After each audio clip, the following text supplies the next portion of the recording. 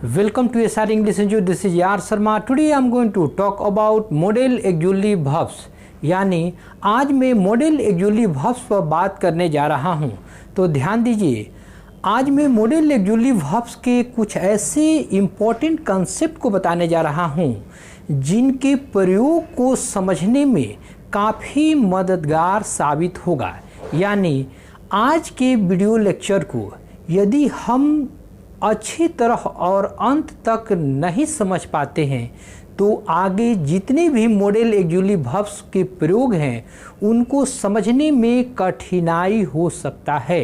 तो let's start this video lecture. तो ध्यान दीजिए, मॉडल ऑक्सिलरी वर्ब्स यानी इसका हिंदी रूपात्मक क्रियाएं होता है जिसे हम दूसरे नाम यानी दूसरे हिंदी से भी एक्सप्रेस कर सकते हैं. मॉडल को मॉडल ही कहिए. ऑक्सिलरी का मतलब होता है सहायक, वर्ब्स का मतलब होता है क्रियाएं. यानी कि ऐसे मॉडल ऑक्सिलरी यानी सहायक क्रियाएं जो किसी न किसी वर्ब को सहायता करता हो. यानी यहाँ पर मेन वर्ब को ये सहायता करता है. ध्यान दीजिए, अब हम लोग इसके डिफिनीशन को पढ़ने जा रहे हैं.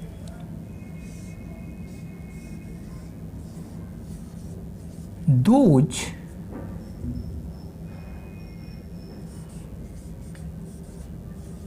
verbs which express modality and imaginary actions like यानी जैसा कि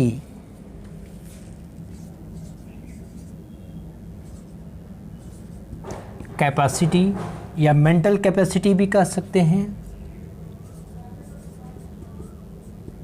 ability,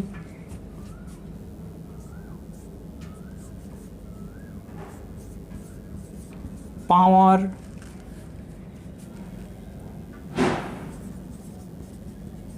advice,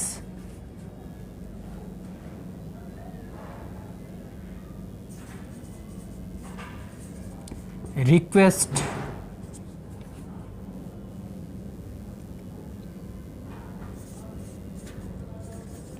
social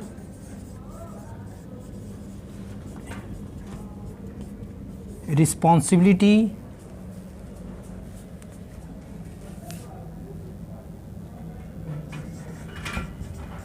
moral,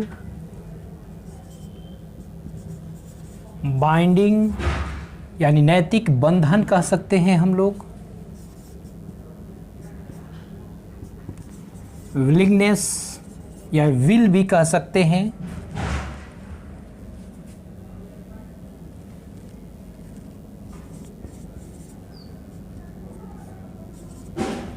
possibility और permission.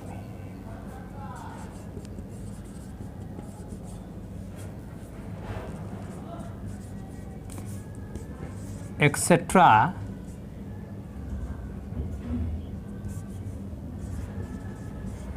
Such verbs are called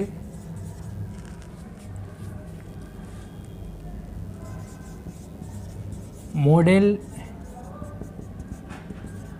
auxiliary verbs.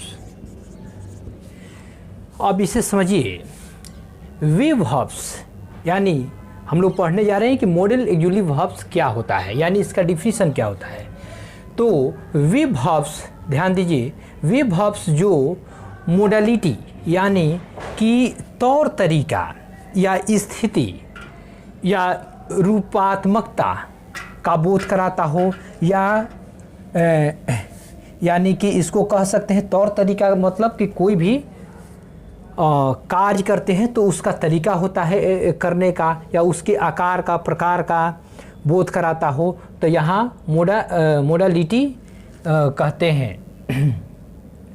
या हम लोग मनोस्थिति भी कहते हैं, क्योंकि मॉडल जो बना है मूड से बना है, उसी पर मॉडलिटी को यहाँ पर लिखा गया। और हम लोग मनोदशा को यहाँ पर एक्सप्रेस करते हैं।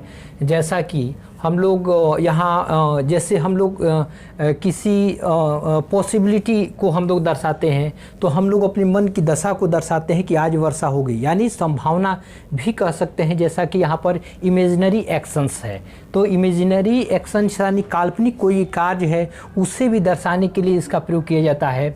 और जितने भी मनोदशा है उसको दर्शाते हैं, जैसे कि हमारा मेंटल एबिलिटी है, उसे दर्शाने के लिए मॉडल एक्जुअली वर्ब का प्रयोग किया जाता है। और भी ध्यान दीजिए, कैपेसिटी हो गया, यानी कि क्षमता को बताने के लिए, या एबिलिटी यानी योग्यता को बताने के लिए, यानी क्षमता यानी फिजिकल कैपेसिटी को बताने के लिए, एबिलिटी यानी मेंटल एबिलिटी को बताने के लिए, यानी मेंटल क्षमता को बताने के लिए, पावर यानी शक्ति को बताने के लिए, एडवाइस यानी सलाह को बताने के लिए, रिक्वेस्ट को बताने के लिए, सोशल रिस्पॉन्सिबिलिटी यानी सामाजिक दायित्व कह सकते हैं, या सामाजिक जिम्मेवारी को बताने के लिए मॉडल वर्ब का प्रयोग किया जाता है। मोरल बाइंडिंग यानी नैतिक बंधन को दर्शाने के लिए, विलिंगनेस यानी इच्छा को बताने के लिए, पॉसिबिलिटी संभावना को बताने के लिए, या परमिशन यानी अनुमति को बताने के लिए, या और भी कह सकते हैं किसी नीड्स ज़रूरत को बताने के लिए भी इसका प्रयोग किया जाता है। इसका प्रयोग हम लोग चैलेंज को भी बताने के लिए करते हैं, जैसे डेयर के सेंस में इसका प्रयोग किया जाता है।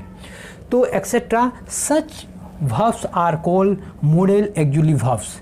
फिर से समझिए, यानी कि वे वर्ब्स जिससे तौर तरीका या काल्पनिक कार्य को दर्शाया जाता हो, जैसा कि यहाँ एग्जाम्पल के रूप में मैंने बताया। यहाँ पर लाइक का मतलब जैसा कि है, जैसा कि कैपेसिटी हुआ उसे बताने के लिए, एबिलिटी यानी योग्यता बताने के लिए, ये क्षमता बताने के लिए, कैपेसिटी का मतलब हुआ पावर बताने के लिए, सलाह बताने के लिए, अनुमति रिक्वेस्ट यानी अनुरोध या प्रार्थना करने के लिए, या सोशल रिस्पॉन्सिबिलिटी यानी सामाजिक दायित्व या जिम्मेदारी को बताने के लिए, या मोरल बाइंडिंग यानी कि नैतिक बंधन को बताने के लिए, जैसे हमें अपने दादाजी को मदद करना चाहिए, ये मोरल बाइंडिंग है, क्योंकि वो एक प्रकार का बंधन हो जाता है हमारा, या सोशल बाइंडिंग भी कह सकते हैं, सामाजिक बंधन है कि हमें उनको मदद करना चाहिए।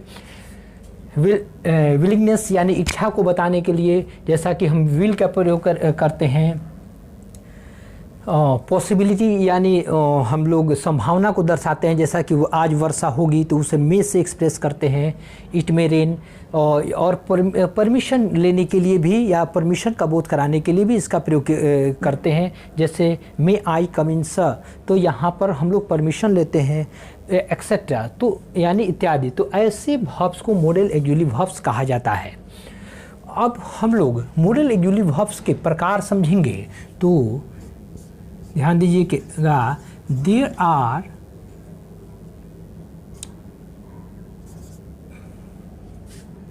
या ये भी कह सकते हैं देयर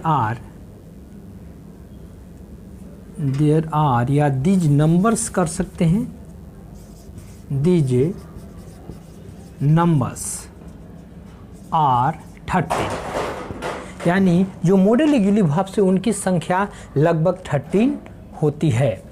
जैसे एग्जाम्पल लेते हैं, ये कौन कौन है, तो ध्यान दीजिए, शैल या शुड, विल या would, can, could, may, might, dare, need,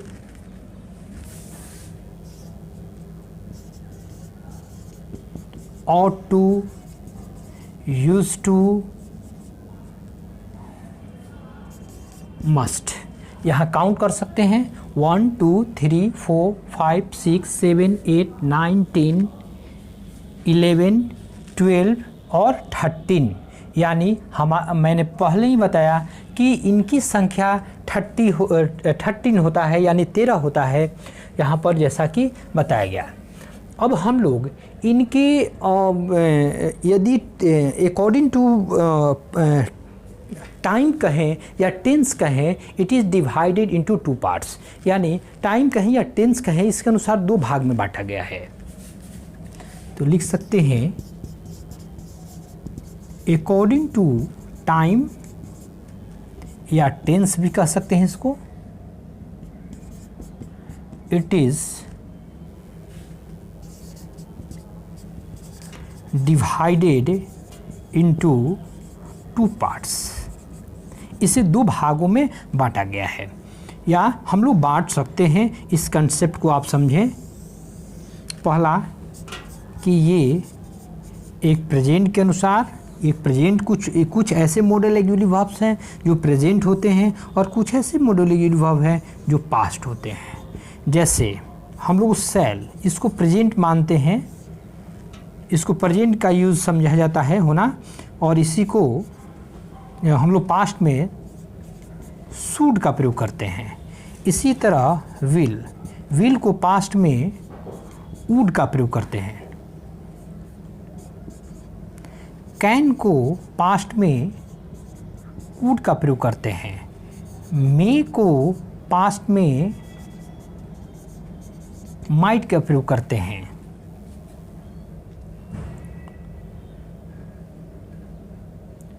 उसके बाद प्रेजेंट में हमारा डेयर का प्रयोग होता है। उसके बाद नीड का प्रयोग होता है।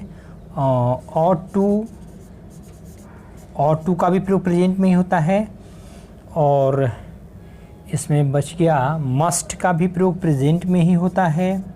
और एक है आपका यूज्ड टू का प्रयोग पास्ट में किया जाता है, क्योंकि इसका प्रयोग प्रेजेंट में जनरली नहीं किया जाता है, यानी ये पास्ट में ही इसका ज़्यादातर प्रयोग किया जाता है किसी पास्ट के आदतन कार्य को बताने के लिए। जैसे I used to go to walk in the morning, मैं सुबह टहला करता था या टहलने जाया करता था, ये भी कह सकते हैं। I used to go to walk in the morning, मैं सुबह टहलने जाया करता था। इसका अर्थ हुआ कि मेरा वो आदतन कार्य है, हैबिचुअल एक्शन को बताने के लिए यूज्ड टू का प्रयोग किया जाता है। यूएससीडी है एस है। तो ध्यान देखिए, ये हम यदि कहें टाइम या टेंस के अनुसार, तो ये 2 भागों में हम बांट सकते हैं। कुछ प्रेजेंट के आधार, यानी जो प्रेजेंट में होते हैं उनको अलग कर दिए, और पास्ट में जो होता है उसको अलग कर दिए। अब हम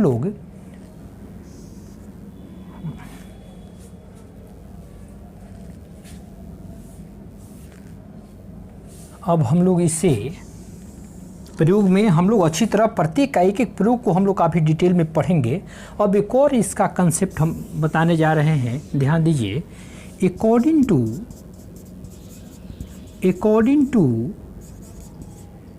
यूज ऑफ वर्ब के प्रयोग के अनुसार यदि बात करें तो दे आर, ईट से बेहतर ये अधिक है संख्या में, इसलिए दे का ही प्रयोग करें तो ज़्यादा बेहतर होगा। दे आर, यानी इनको 2 भागों में बांटा गया है। यानी अकॉर्डिंग टू यूज, यानी according to use of verb, यानी वर्ब के प्रयोग के अनुसार यदि बात करें तो they are also divided into 2 parts. इसे भी हम 2 प्रकार से बांट सकते हैं या बांटा जा सकता है। पहला समझिएगा, इसका क्या मैं कंसेप्ट बताने जा रहा हूँ। इसमें बहुत सारे कंसेप्ट आपको नए मिलेंगे जो पहली बार आप ये समझते होंगे। जैसा कि पहला डिफिनीशन आपको एक नया चीज़ मिला होगा, और ये आप पहले से जानते हैं। इसको मैंने एक फॉर्मेट में कर बताया, और इसमें बताने जा रहा हूँ कि इसी ये वर्ब के प्रयोग के आधार पर बात करें तो हमें ये 2 प्रकार से वर्ब के प्रयोग हम कर सकते हैं, यानी इन मॉडल एक्सिक्यूटिव वर्ब को। पहला, एक तो मॉडल एक्सिक्यूटिव वर्ब के रूप में यूज़ करेंगे, और एक के हम लोग के पास शायद कमी हो सकता है पेज का, तो हम लोग और इसे हम लोग ऊपर कर ले तो ज़्यादा उचित होगा। और इसे स्क्रीनशॉट भी ले लें। इसे यहाँ पर हम लिखने जा रहे हैं।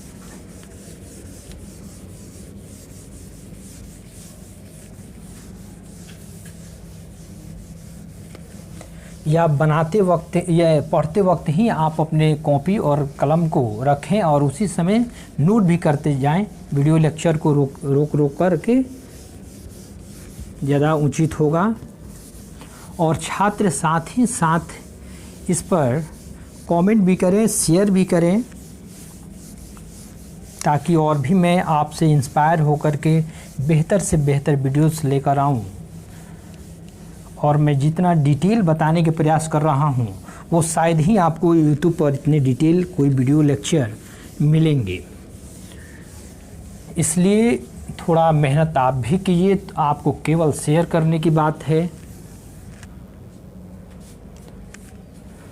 तो ध्यान दीजिए, मैंने बताया according to use of verb,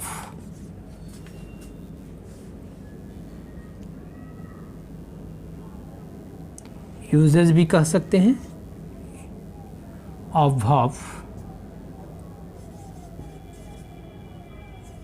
modal auxiliary verbs,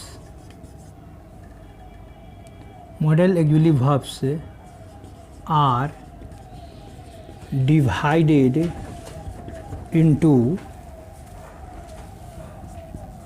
two parts। यानी बहुत सारे इसमें कंसेप्ट मैं अपना भी दे रहा हूँ, ध्यान दीजिएगा। According to use of verb, यानी वर्ब के प्रयोग के अनुसार बात करें तो मॉडल एक्जुअली वर्ब को दो भागों में बांटा जा सकता है या बांट सकते हैं। तो ये कैसे है, तो ये समझिएगा। तो मॉडल एक्जुअली वर्ब को हम लोग दो तरह से प्रयोग करते हैं। एक तो एक्जुअली वर्ब के रूप में, यानी हेल्पिंग वर्ब के रूप में, यानी सहायक क्रिया के रूप में, और एक मेन वर्ब के रूप में करते हैं हम लोग, जिसे हम इसके दूसरे नाम से ऑर्डिनरी वर्ब भी कह सकते हैं। यानी मेन वर्ब को ऑर्डिनरी वर्ब कह सकते हैं। तो ध्यान दीजिए, तो यहाँ पर हम मॉडल एक्जुअली वर्ब का प्रयोग दे रहे हैं, यानी लिख रहे हैं। और यहाँ पर इसमें मेन वर्ब को लिख रहे हैं, मेन वर्ब्स। मेन वर्ब्स जो होंगे इनकी संख्या 5 होती है। V1, V2, V3, V4 और V5, यानी 5 इनके रूप होते हैं मेन वर्ब्स का। ऐसे तो मेन वर्ब्स आर अनलिमिटेड, ये अनलिमिटेड है, लेकिन इन्हें 5 पूरे जितने भी वर्ब्स हैं उनको 5 ही कैटेगरी में यूज़ करेंगे, जिनकी संख्या यदि बात करें तो काफ़ी अनलिमिटेड होंगे। जितने भी होंगे उनका 5 फॉर्म बनेगा। तो यहाँ पर ध्यान रखिए कि यहाँ पर मॉडल वर्ब्स जो हम लोग पढ़ने जा रहे हैं, जैसे हमारा सेल है, और इधर कर देते हैं सेल है, can, could, may, might, ought to,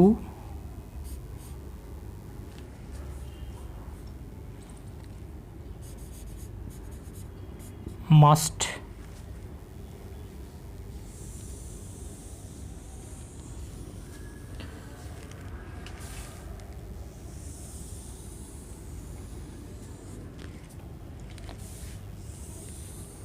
in format को आप अच्छी तरह अपने स्केल से आप लिख सकते हैं।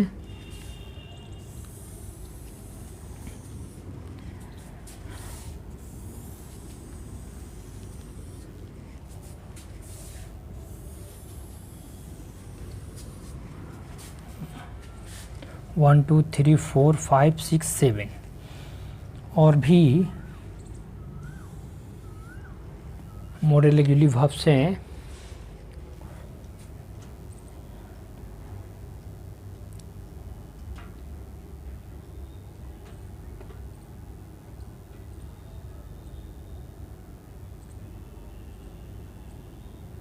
जैसे विल है,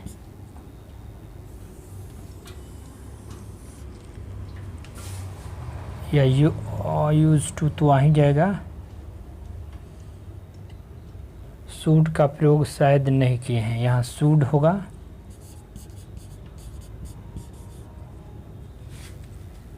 और विल को थोड़ा सा और इधर लिख रहे हैं क्योंकि इसको हिंदी में भी लिखेंगे विल।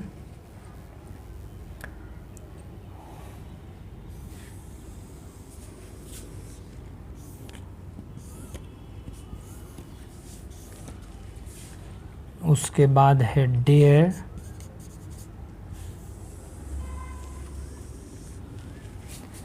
नीड,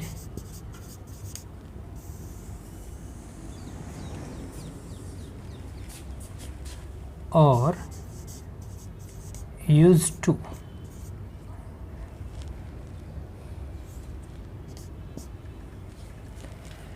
ध्यान दीजिए, ये मॉडल ऑक्सिलरी वर्ब्स हैं जिनकी संख्या 1 2 3 4 5 6 7 8 9 10 11 12। एक और कोई वुड यहाँ छूट रहा है, जहाँ पे हम लोग वुड को कहीं यूज़ कर सकते हैं। यहाँ वुड मान लीजिए, वुड यहीं पे मान लीजिए।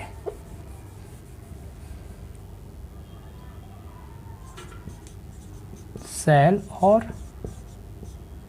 वुड इसी बीच में मैं रख दे रहा हूँ। अब ध्यान रखिए, इनमें से बहुत सारे यहाँ जितने भी प्रयोग हैं, इन किसी का भी 5 फॉर्म में नहीं बदला जा सकता। यानी ना ही सेल का, ना ही वुड का 5 फॉर्म में बदल सकते हैं, ना ही कैन का 5 फॉर्म में बदल सकते हैं, यानी V1 V2 V3 V4 में नहीं बदल सकते हैं। कूड को भी हम शो करने के लिए यानी कि ऐसे भाव के तौर पर नहीं बदल सकते हैं, इसको भी प्रयोग हम 5 फॉर्म में नहीं बदल सकते हैं। और ये माइट को भी हम V1 V2 V3 और V4 V5 फॉर्म में नहीं बदल सकते हैं। और टू को भी V1 V2 V3 V4 और V5 फॉर्म में नहीं बदल सकते हैं। और हमारा मस्ट का को भी हम V1 V2 V3 V4 और V5 फॉर्म में नहीं बदल सकते हैं। और सूट को भी हम लोग V1 V2 V3 और V4 और V5 फॉर्म में नहीं बदल सकते हैं।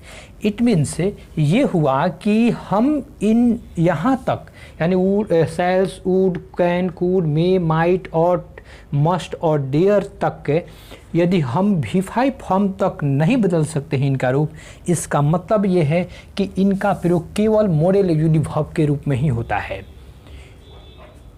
अन्य किसी रूप में यानी किसी वर्ब के रूप में नहीं होता है।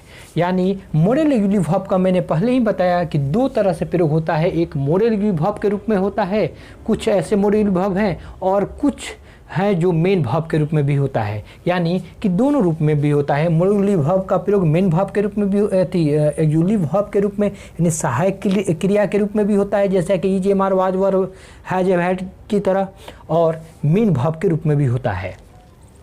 तो इनका तो हम लोग यहाँ तक किसी का भी प्रयोग हम लोग मेन वर्ब के रूप में नहीं कर सके। अब ये जो बाकी रेस्ट बचे, इनको यदि छोड़ दिया जाए तो इनका प्रयोग हम लोग मॉडल ऑक्सिलरी वर्ब के रूप में भी कर सकते हैं और मेन वर्ब के रूप में भी कर सकते हैं। यानी कि these are used in 2 ways. First one is in modal auxiliary verb and second one is in main verb. यानी कि दोनों रूप में हम लोग इसको प्रयोग करते हैं। तो ध्यान रखिए, विल को यदि बात करें तो इसका मतलब होता है इच्छा करना या इच्छा होना भी कह सकते हैं। यानी इनके अंत में ना का प्रयोग होगा। और इसमें यदि कहें तो ये इसका V1 विल होगा। विल का मतलब ये वर्ब है, यानी इच्छा होना या इच्छा करना होता है। और इसका दूसरा रूप जो होगा विल्ड हो जाएगा। तीसरा रूप इसका भी विल्ड ही होगा, ईडी जोड़ देंगे। और चौथा रूप WILLING विलिंग होगा। और पांचवा रूप विल्स होगा। यानी कि हम यदि चाहें तो मेन वर्ब के रूप में भी कर सकते हैं और मॉडल एग्जैक्टिव वर्ब के रूप में भी कर सकते हैं। इसी तरह डेयर का भी प्रयोग जो है, डेयर का प्रयोग भी हम लोग V1 के रूप में डेयर करेंगे और इसको V2 के रूप में डेयर्ड करेंगे, DARED, और V3 के रूप में DARED डेयर्ड ही करेंगे, और V4 के रूप में DARING। जब अंत में ई होता है तो ING जोड़ते समय ई को ड्रॉप कर दिया जाता है। कुछ ऐसे वर्ब्स का रूल्स है। और इसमें DARES डेयर्स, यानी इसका प्रयोग कर दिया वहाँ पर। इसी तरह नीड का भी प्रयोग V1 में नीड ही होता है, यानी V1 के रूप में नीड होता है, और NEEDED नीडेड V2 में होगा, और V3 में भी नीडेड होता है, और V4 में नीडिंग का प्रयोग होता है, और V5 में नीड्स का प्रयोग होता है, यानी ये इसका प्रयोग कर देता है। अब ये तो आप 3 फॉर्मेट यानी 3 वर्ब को देखें। ज़्यादातर आपको मिलेगा कि इनका प्रयोग 2 को ही मॉडल ये मेन वर्ब के रूप में और मॉडल एक्जुअली वर्ब के रूप में करते हैं। इनका प्रयोग ज़्यादातर इस कंसेप्ट में यानी कि मॉडल वर्ब में नहीं दिखाया जाता है, विल को और यूज्ड टू को। तो ध्यान रखिए, यहाँ पर यदि 5 फॉर्म में ये बदल रहे हैं, इसका मतलब है कि इनका प्रयोग होता है। तो यहाँ पर भी ध्यान रखिए, जनरली ये तो यूज टू का प्रयोग मैंने पहले ही बताया कि प्रेजेंट में होता है, इसलिए इसको ज़्यादातर किताबों में नहीं मिलता है कि इसको आप 5 फॉर्म में यानी मेन वर्ब के रूप में भी यूज़ करें। लेकिन हम आपको कुछ ऐसे कंसेप्ट भी बताऊंगा जो आपको 5 फॉर्म में भी इसका प्रयोग होता है।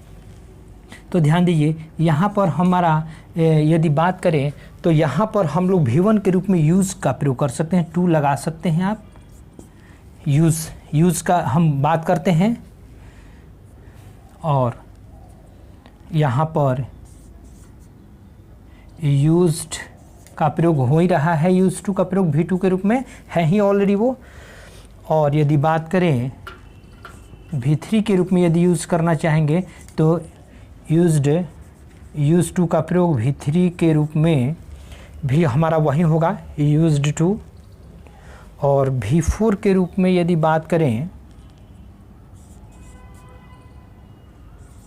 तो यूजिंग हो जाएगा, US आई हट जाएगा, यानी यूजिंग, और USES यूजेस। यानी कि ये 5 फॉर्म में हमारा बना, ये आपको यूज़ देखने को मिलेगा। तो मैं उम्मीद करता हूँ कि आप लोग ये समझ गए होंगे। यानी कि फिर से समझिए, मॉडल एक्जुअली वर्ब्स का प्रयोग हम लोग मॉडल एक्जुअली वर्ब के रूप में तो सभी को करते ही हैं। इसके अलावा कुछ ऐसे वर्ब्स हैं जिनको 5 फॉर्म में बदला जा सकता है। यदि उन्हें 5 फॉर्म में बदला जा सकता है तो according to use they are also used as main verbs, यानी उनके प्रयोग के आधार पर या ज़रूरत के आधार पर हम उन्हें मेन वर्ब के रूप में भी यूज़ कर सकते हैं। तो उम्मीद करते हैं कि आपको ये बात समझ में आ गया होगा। इसको स्क्रीनशॉट ले लें, और मैं इसको और कंसेप्ट को क्लियर कर रहा हूँ। अब कैसे ये दिख रहे हैं ये,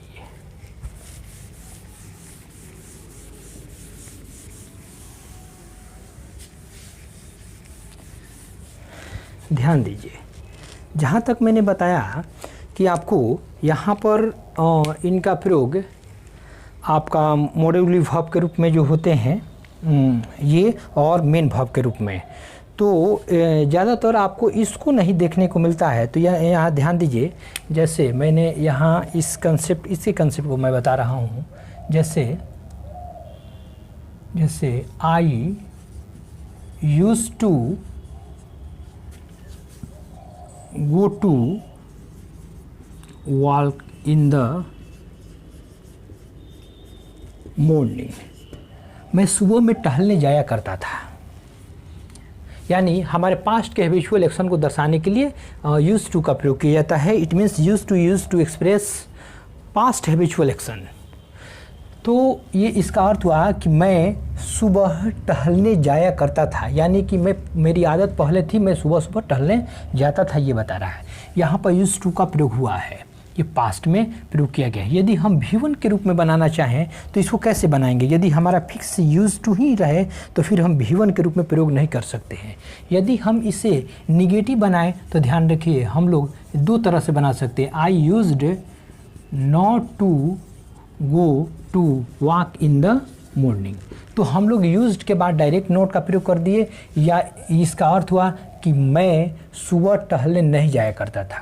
या इसको बना सकते हैं हम डीड का प्रयोग कर आई डीड नॉट, यानी एक्जुअली वर्ब या V2 के रूप में है तो इसको डीड का प्रयोग कर दिए और तब नॉट का प्रयोग किए, क्योंकि निगेटिव जो बनाते हैं V2 जो मेन वर्ब रहता है यदि पहले से, और यानी कि वो पास्ट इंडेफिनिट टेंस में रहता है, तो पास्ट इंडेफिनिट टेंस का जब निगेटिव सेंटेंस बनाते हैं तो हम अलग से एक्जुअली वर्ब के रूप में डीड का प्रयोग करते हैं, या इंट्रोगेटिव बनाते हैं तो डीड का प्रयोग करते हैं। तो देखिए यहाँ डीड का प्रयोग कर दिए क्योंकि V2 है, यहाँ पर V2 है इसलिए डीड का प्रयोग कर दिए। V2 के ही डू का ही V2 रूप डीड होता है, नॉट हो गया। तो अब यह क्या होगा कि यूज़ यानी V1 के रूप में प्रयोग होने लगेगा, यानी कि हमें इस V1 का ज़रूरत यहाँ पड़ा।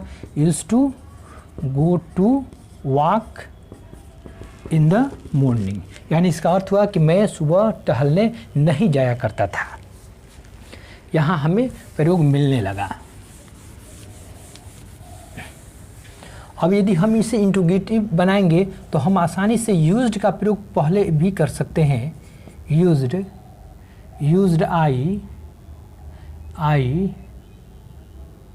To go to walk in the morning, क्या मैं सुबह टहलने जाया करता था, और यहाँ क्वेश्चन मार्क यहाँ होने लगेगा। और इससे हम ऐसे भी बना सकते हैं डीड आई यूज V1 के रूप में। देखिए यहाँ पर जरूरत पड़ा go to walk in the morning, यानी कि दोनों का अर्थ हुआ क्या मैं सुबह में टहलने जाया करता था। तो यहाँ हमें V1 के रूप में यूज मिला और यहाँ V2 के रूप में भी हमें यूज मिल ही गया। और भी एक प्रयोग हम यूजिंग के रूप में आपको दिखा देते हैं।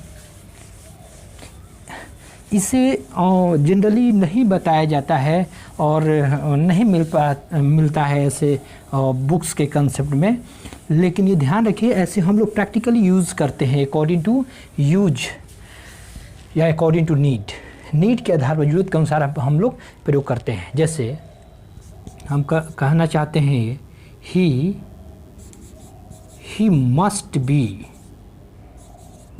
Using my pen.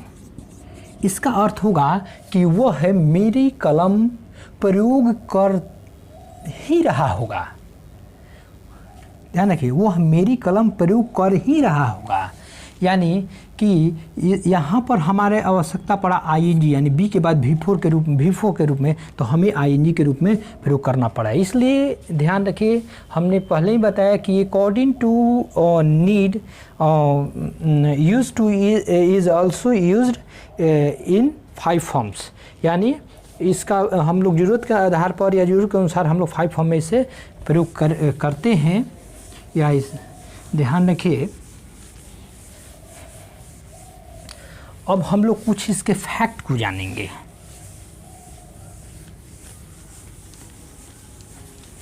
कुछ हम लोग इसके फैक्ट को जाने जो आगे के कंसेप्ट को समझने में आपको मैंने पहले ही बताया कि बहुत ही फ़ायदेमंद होगा।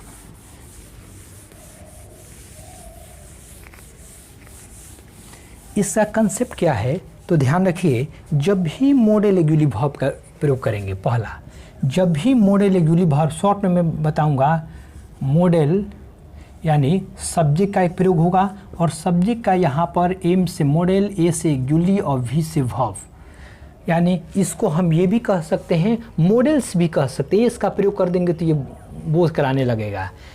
तो ध्यान दीजिए कि बाद में कभी भी यानी मॉडल एक्जुअली वर्ब का जब भी प्रयोग हुआ तो इसके बाद आने वाला कोई भी वर्ब हो दुनिया का, वो वर्ब के फर्स्ट फॉर्म में ही होगा, यानी V1 में ही होगा। उसके बाद जो भी वर्ड्स का प्रयोग करना होगा अकॉर्डिंग टू आपकी लैंग्वेज के अनुसार या अपने कहने के अनुसार आप प्रयोग करेंगे। ऑब्जेक्ट दीजिए या कॉम्प्लीमेंट दीजिए, यहाँ आप यूज़ कर सकते हैं। लेकिन यहाँ पर मॉडल एक्जुअली वर्ब के बाद हमेशा V1 का ही प्रयोग होगा। जैसे he will he will play cricket, वो क्रिकेट खेलेगा। तो यहाँ भी1 का प्रयोग हुआ। दे कैन स्पीक इंग्लिश, वे लोग अंग्रेजी बोल सकते हैं। यानी यहाँ प्रयोग हुआ भाव तो वो भी1 में ही आया। यानी कि दुनिया का कोई भी मॉडल एक्जुअली वर्ब को यानी मॉडल एक्जुअली वर्ब यानी कि कोई भी मॉडल एक्जुअली वर्ब का यदि प्रयोग करें तो दुनिया का कोई भी वर्ब यदि आएगा मॉडल एक्जुअली वर्ब के बाद में तो भी1 में ही आएगा। याद रखिएगा इस कंसेप्ट को एकदम, ये आपका फैक्ट है, ये कभी चेंज नहीं किया जा सकता। दूसरा चीज़, अब दूसरा एक बात अब आ गया यहाँ पर, एक कंडीशन ये भी है, अंग्रेजी है थोड़ा इसका एक्सेप्शन भी मिलता है। अब ये मॉडल एक्जुअली वर्ब के बाद वाला वर्ब यदि भी1 में चेंज हो रहा है, लेकिन यदि हम भी1 के अलावा भी प्रयोग करना चाहें तो क्या करेंगे? तो ध्यान रखिए, मॉडल एक्जुअली वर्ब के बाद कोई अन्य एक और एक्जुअली वर्ब आ जाए, जैसे यहाँ पर हैव का प्रयोग होता है। इसके बाद जब अन्य एक्जुअली वर्ब का प्रयोग करते हैं तो ये भी एक्जुअली वर्ब है। और ये भी आपको स्पष्ट कर दें कि ये हैव क्या है, first form of the verb है, यानी ये वर्ब का पहला रूप है ये भी। इसीलिए मैंने बताया कि मॉडल एक्जुअली वर्ब के बाद हमेशा भी1 ही आएगा, कोई भी वर्ब आ जाए दुनिया का। तो यहाँ मेन वर्ब के रूप में आ रहा था, यहाँ आपको देखने में लग रहा है कि एक्जुअली वर्ब है, लेकिन ये मेन वर्ब की तरह ही भी1 के रूप में आया है। और यहाँ पर अब चेंज हो जाएगा, यानी मॉडल एक्जुअली वर्ब के बाद भी1 आया हैव के रूप में, और अब यहाँ पर हैव के बाद में ये याद कीजिए कि प्रेजेंट परफेक्ट टेंस में हम लोग भी3 का प्रयोग करते हैं, क्योंकि हैव लग जाता है। तो इसका मतलब कि मॉडल एक्जुअली वर्ब के बाद में हैव का प्रयोग होता है, उसके बाद जो वर्ब आता है वो भी3 फॉर्म में हो सकता है, या जैसा कि मैंने वहाँ भी बताया कि आपको बी का प्रयोग जैसा हुआ तो वहाँ भी4 के रूप में दे दिया। जैसे एग्जाम्पल लीजिए, we should have taken medicine in time. यहाँ ध्यान रखिए, ये पास्ट को एक्सप्रेस करने लगता है ऐसे प्रयोग करने से, यानी मॉडल एक्जुअली वर्ब के बाद हैव का प्रयोग कर दिए यदि शुड के बाद में तो वो पास्ट को बोध कराने लगता है, ये पूर्णतः पास्ट हो जाता है। जैसे इसका अर्थ हुआ वह है, या सॉरी हम लोग या हम लोगों को समय पर दवा खानी चाहिए थी। यानी यहाँ पर हैव के बाद भी3 देखिए आ गया। मैंने पहले ही बताया कि शुड एक मॉडल एक्जुअली वर्ब है, इसके बाद जब भी वर्ब होगा तो भी1 में आएगा, और जब कोई वर्ब भी1 के रूप में आएगा तो इसके बाद ऑब्जेक्ट कॉम्प्लीमेंट का प्रयोग किया जाएगा, जैसा कि यहाँ पर प्रयोग हुआ। लेकिन शुड के यानी मॉडल एक्जुअली वर्ब के बाद में कोई एक्जुअली वर्ब के रूप में भी1 आ जाए, जैसा कि हैव है, तो उसके बाद भी3 का प्रयोग होने लगेगा। और यही यदि नहीं रहता हैव तो यहाँ पर टेकन नहीं होता, टेक के तीसरा फॉर्म नहीं होता, यहाँ पर टेक होता है। तीसरा फैक्ट समझिए कि कुछ ऐसे भी वर्ब्स हैं, ध्यान रखिए, जैसा कि नीड है और डेयर है। जब नीड और डेयर का प्रयोग हम लोग एक्जुअली वर्ब के रूप में करते हैं, modal auxiliary verb I mean modal auxiliary verb के रूप में करते हैं, तो यह अपने बाद और यहाँ पर यह अपने बाद या इसको मेन वर्ब के रूप में हम बता रहे हैं, उसके बाद कहेंगे। यदि नीड और डेयर का प्रयोग ये मेन वर्ब के रूप में करते हैं, यानी कि मेन वर्ब ये पांचों फॉर्म में होगा, यानी प्रत्येक टेंस में अब इसका रूप बदल जाएगा, जैसा कि पांचों भी1, भी4, भी5 में हमने बताया। तो इसका मेन वर्ब के रूप में होगा, तो इसके बाद टू का प्रयोग हो भी सकता है, नहीं भी होगा। तो ध्यान रखिए, टू का प्रयोग मैंने बताया हो भी सकता है और टू का प्रयोग नहीं भी होगा। तो ये किस कंडीशन में होगा, किस कंडीशन में नहीं होगा? तो जब इसके बाद कोई वर्ब आएगा तो यहाँ पर टू का प्रयोग करेंगे, और जब इसके बाद वर्ब नहीं आएगा, कोई नाउन आने लगेगा, तो यहाँ पर टू का प्रयोग नहीं होगा। जैसे I need to earn money. इसका मतलब हुआ कि मुझे पैसे कमाने की ज़रूरत है। यहाँ पर भव अर्न यानी कमाना या भव आ गया, इसलिए यहाँ पर ये यानी V1 के पहले टू का प्रयोग कर दिए। यदि यहीं पर हमारा डायरेक्ट कोई नाउन आ जाता है, जैसे आई नीड मनी, मुझे पैसे की ज़रूरत है, तो यहाँ भव नहीं आया इसलिए टू का प्रयोग नहीं किए। यहाँ सी यदि ही करते हैं तो नीड में एस लग जाएगा, यानी V5 के रूप में यहाँ प्रयोग हो गया, क्योंकि मेन भव के रूप में यहाँ यूज़ कर रहे हैं, मेन भव के रूप में यूज़ करेंगे तो हम लोग पांचों फॉर्म में टेंस के अनुसार, यानी जो जैसे जैसे टेंस में हमारा अन्य भव का प्रयोग करते हैं वैसे इसको भी बदल कर सकते हैं। वो ही नीड्स मनी, यानी उसे पैसे की ज़रूरत होती है। इसी तरह हमारा डेयर का भी प्रयोग समझिए, जैसे यहाँ करते हैं यू डेयर टू फेस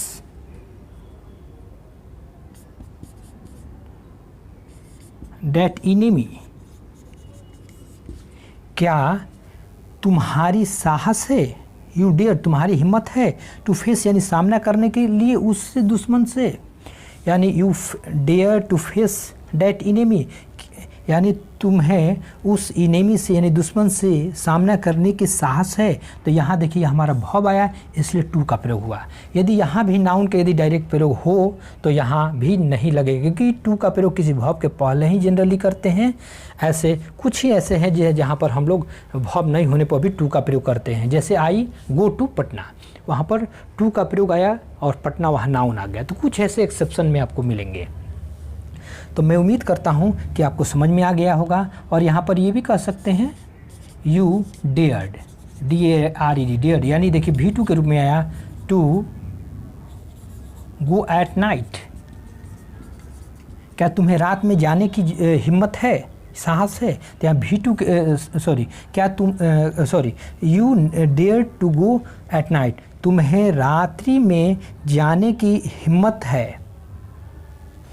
हम लोग यदि प्रश्न करें तब ऐसा होगा, यानी कि इसको हमारा प्रश्न यदि करने लगे तो हम लोग क्वेश्चन यहाँ पर यदि प्रश्न करेंगे तो ये होगा हमारा प्रेजेंट इमिटेंस में है, यहाँ ये होगा do you dare to face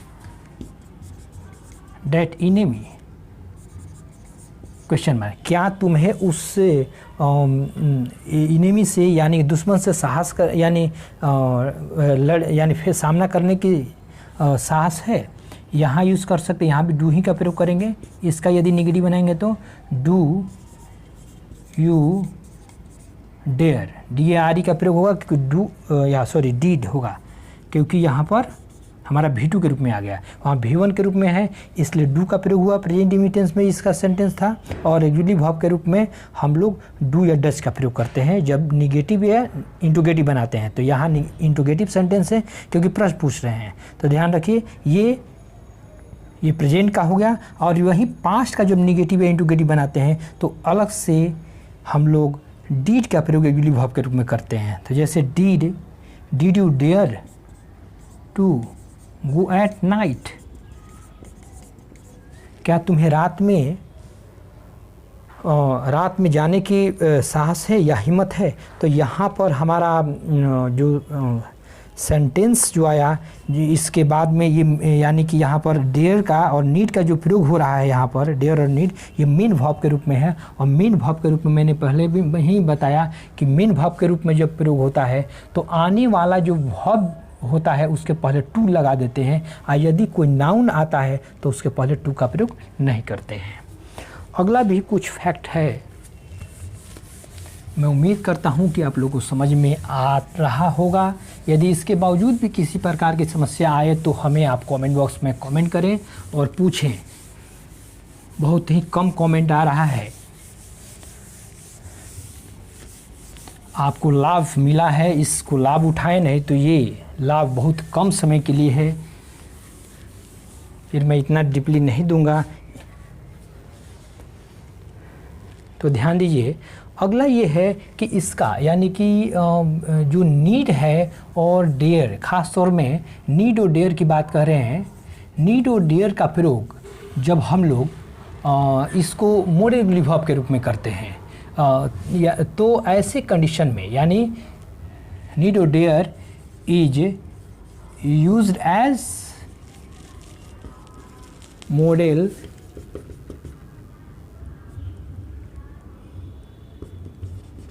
actually verb. Modal auxiliary verbs के ये वर्ब के रूप में यदि हम डेयर या नीड का प्रयोग करते हैं तो ध्यान रखिए कि डेयर और नीड का प्रयोग जब भी होता है तो ये या तो इंट्रोगेटिव सेंटेंस में करते हैं इसका प्रयोग, या तो निगेटिव सेंटेंस में करते हैं। यानी यदि हम चाहें कि नीड और डेयर का प्रयोग मॉडल एक्जुअली वर्ब के रूप में असर्टिव सेंटेंस में करें या अफर्मेटिव सेंटेंस में करें तो हम नहीं कर सकते। यानी इसका प्रयोग जनरली नहीं किया जाता है क्योंकि इसमें कहीं ना कहीं कन्फ्यूजन होता है मेन वर्ब और मॉडल एक्जुअली वर्ब में जब हम असर्टिव सेंटेंस में करते हैं। तो जैसे ध्यान रखिए हम निगेटिव सेंटेंस में बता रहे हैं, जैसे ही नीड नॉट, और ये भी इसका कंसेप्ट है कि जब हम लोग डेयर और ये इसका डेयर और नीड का प्रयोग आपके मॉडल वर्ब के रूप में करते हैं तो इसमें हम लोग टू का प्रयोग नहीं करते हैं। जैसे ही नीड नॉट गो आउट, यानी कह रहा है कि ही नीड नॉट गो आउट, यानी उसे बाहर जाने की ज़रूरत नहीं है। तो यहाँ पर देखिए यदि मेन वर्ब के रूप में हुआ रहता तो ही के साथ प्रेजेंट इंडिफिनिट टेंस के अनुसार इस का प्रयोग हुआ रहता। यहाँ पर आपका भी यानी कि केवल नीड है, कोई फॉर्म में बदलाव नहीं आया। इसका मतलब है कि मेन वर्ब के रूप में न होकर के ये एक्जुअली वर्ब जैसे शैल विल कैन कुड का प्रयोग जैसा होता है वैसे नीड का प्रयोग हुआ है। यानी कि इसका ये भी कंसेप्ट है कि मॉडल एक्जुअली वर्ब, अगला ये कंसेप्ट को समझ लीजिए, मॉडल एक्जुअली वर्ब का प्रयोग जब भी करते हैं तो यह मॉडल एक्जुअली वर्ब अपने सब्जेक्ट के नंबर और पर्सन के अनुसार अपना रूप नहीं चेंज करता है। यानी कि यदि सब्जेक्ट सिंगुलर हो तो ये जो रहेगा वही होगा। यदि नीड का प्रयोग करना है तो नीडी होगा, यानी जैसे ही है तो नीडी का प्रयोग करेंगे, दे पुलर आ जाए सब्जेक्ट तो भी नीड का ही प्रयोग करेंगे, यानी चेंज नहीं होता है। तो यहाँ पर ये ध्यान रखिए यदि हम असर्टिव में यदि प्रयोग करें इससे तो यहाँ पर हमें देखना थोड़ा समझना थोड़ा सा यहाँ डाउटफुल हो जाएगा, इसलिए इसे नहीं करते हैं। जैसे ही यदि हम करना चाहें आई नीड, जैसे यहाँ पर आई ले लें तो देखिए आई नीड का प्रयोग कर रहे हैं तो आई के साथ भी नीड होता है, ही के साथ भी नीड का प्रयोग होगा। तो यहाँ पर हम लोग मॉडल एक्जुअली वर्ब के रूप में कर दिए, और यहाँ पर मेन वर्ब के रूप में करें तो यहाँ देखिए नीड ही होगा। आई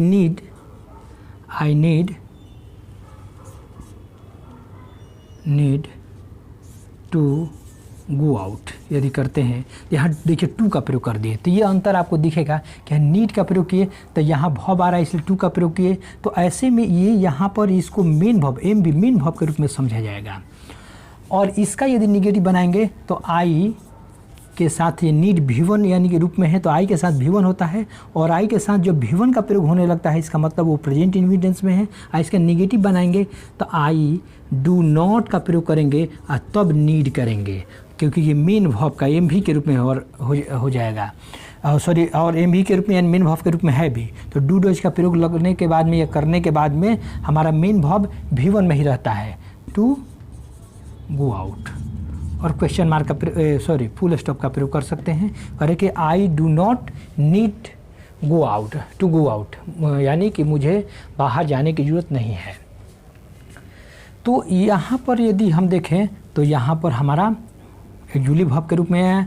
अंतर समझिए, यहाँ पर जो दिया है हमारा नीड का प्रयोग दिया है और नॉट का प्रयोग हुआ है, इसके बाद टू का प्रयोग नहीं है, इसलिए मॉडल वर्ब के रूप में यहाँ पर किया गया है। यहाँ पर नीड के बाद टू प्लस V1 का रूप में प्रयोग कर दिए तो यहाँ मॉडल एक्जुअली वर्ब के रूप में नहीं है ये नीड, यहाँ मेन वर्ब के रूप में है। हालांकि यहाँ हमेशा ध्यान रखना है कि नीड और डेयर का प्रयोग मॉडल वर्ब के रूप में या तो निगेटिव में होगा या तो इंट्रोगेटिव में होगा। तो यहाँ इंट्रोगेटिव में देखिए नीड ही निकलेगा, नीड आई गो आउट, यानी क्या मुझे बाहर जाने की ज़रूरत है, या यहाँ ध्यान रखें need I not go out, क्या मुझे बाहर निकलने की ज़रूरत नहीं है या जाने की ज़रूरत नहीं है। तो या आई इसका इंट्रोगेटिव बनाएंगे तो do I not need to go out, और क्वेश्चन मार्क का प्रयोग होगा। यहाँ पर डू का प्रयोग कर दिए, इसका मतलब है कि यहाँ पर कहीं ना कहीं नीड मेन वर्ब के रूप में है। यहाँ पर डू का प्रयोग नहीं किए, नीड ही को निकाल दिए, यानी जैसा अन्य एक्जुअली वर्ब को निकाला जाता था, जैसे विल को, कैन को, कुड को, तो इसी तरह इसको भी हम लोग निकाले, यानी कि ये मॉडल वर्ब के रूप में है और ये यहाँ पर नीड मेन वर्ब के रूप में है। तो मैं उम्मीद करता हूँ कि आपको ये भी समझ में आ गया होगा। इसी तरह डेयर का भी प्रयोग है, डेयर का भी प्रयोग निगेटिव या इंट्रोगेटिव सेंटेंस में ही किया जाता है इसी तरह, और मेन वर्ब के रूप में करेंगे तो इसी तरह डेयर का प्रयोग हमारा असर्टिव या इंट्रोगेटिव या निगेटिव में सभी में कर सकते हैं। यानी मेन वर्ब के रूप में डेयर और नीड का प्रयोग करेंगे तो वो असर्टिव, इंट्रोगेटिव, निगेटिव सब में प्रयोग होगा। लेकिन मॉडल वर्ब के रूप में करेंगे तो हम या तो इंट्रोगेटिव सेंटेंस में बना सकते हैं, नीड या डेयर का प्रयोग कर सकते हैं, या तो हम लोग निगेटिव सेंटेंस में, या तो इंट्रोगेटिव में, या तो निगेटिव सेंटेंस में ही प्रयोग कर सकते हैं। तो उम्मीद करता हूं कि आप लोगों सभी को अच्छी तरह समझ में आ गया होगा। Thank you for watching this video lecture. और यदि आप लोगों को अच्छी तरह समझ में आया हो तो इसे लाइक, सब्सक्राइब तथा शेयर करना ना भूलें।